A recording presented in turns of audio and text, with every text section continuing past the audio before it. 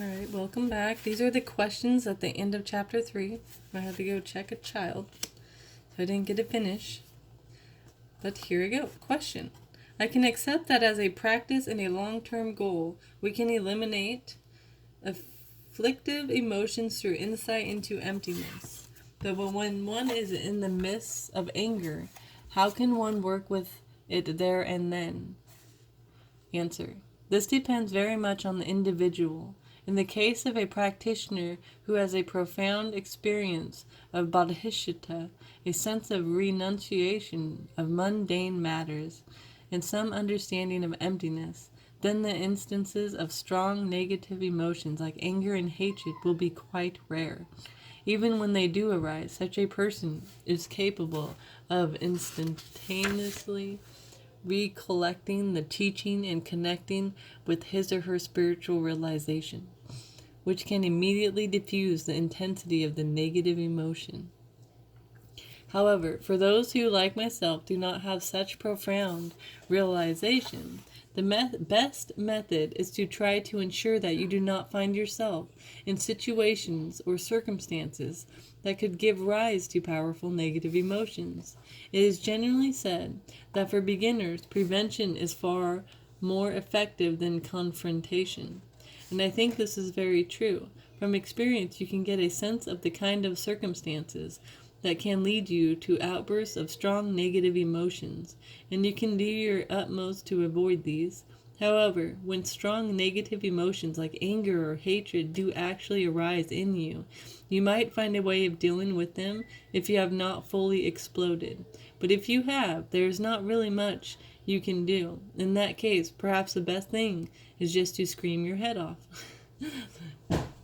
When I was a child in the Norbungaha summer palace in Tibet, the palace sweepers used to tell me that whenever I got angry with my playmates, I should bite my fists. Look back now. It does seem to be quite sensible advice, because if you think about it, the likelihood is that the more intense the anger, the more forcefully you are going to bite yourself. This will really wake you up and remind you not to be so angry, because you yourself will experience the pain of being bitten. Also, the pain will have the immediate effect of diverting your mind away from your anger. Another question. Your Holiness, I want so much to be a better, kinder human being, to be compassionate, and to get rid of all my negative thoughts and actions. But the harder I try to work toward this, the more mistakes I make. The more I seem to slip back. It feels like walking through sludge. Do you have any advice? I personally feel that this is an indication that you have taken the advice very seriously. In fact, the situation is very similar to when someone begins to meditate for the first time. When you pause to sit down, reflect, and try to meditate, you begin to see that your thoughts are so changeable. There is so much distraction in your mind. It is as though you have become more distracted by meditating.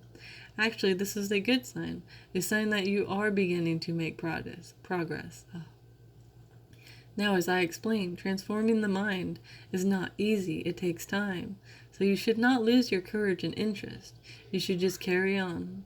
It is helpful to think in terms not just of a few weeks or a few months or a few years, but of life after life. 1,000 lives, 1,000,000 lives, 1,000,000,000,000 lives. Eons, limitless eons. This is the Buddhist way of thinking. Whenever I feel a certain frustration myself, or too much sadness, then I remember that beautiful verse. As long as space endures, as long as sentient beings remain, until then may I too remain, and dispel the miseries of the world. I repeat that verse, and think about it, and meditate on it, and instantly my mental frustration disappears. So you need more determination, irrespective of the time it takes to change. You need to develop that kind of determination, and then things become much easier. If you want immediate results, then things are more difficult. That's my experience. If you find something useful in it, then try to follow it.